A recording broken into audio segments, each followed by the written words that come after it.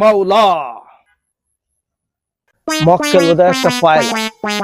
এই বাবা এদিকে আয় তো।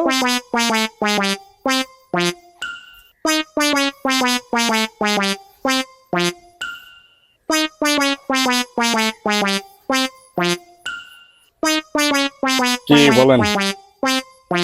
আচ্ছা, তোর সামনে দেখা যাইতেছে অনেকগুলো ফাড়া, তুই অনেক চিন্তিত বাবা। তোরে আমি কিছু কথা বলি, কথাগুলো তুই মনে রাখবি বাবা।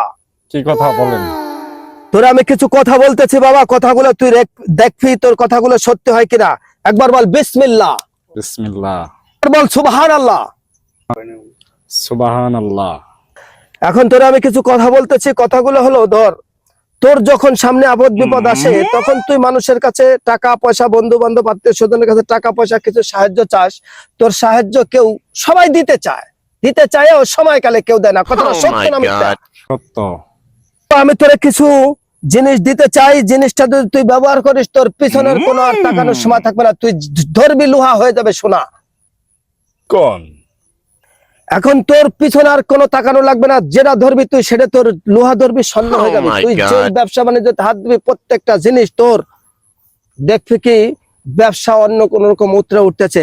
তোর ব্যবসা যদি ভালো হয় তুই আমার জন্য শুধু একটু দোয়া করবি, পারবি তো? তাহলে কি দিবেন দেন? হক মাওলা,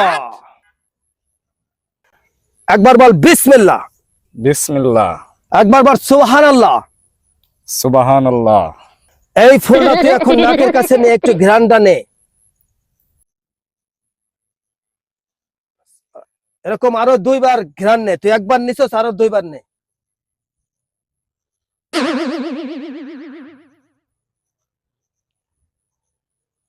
আচ্ছা, তোর কাছে কি আছে দে, কি আছে তোর কাছে বের কর দে।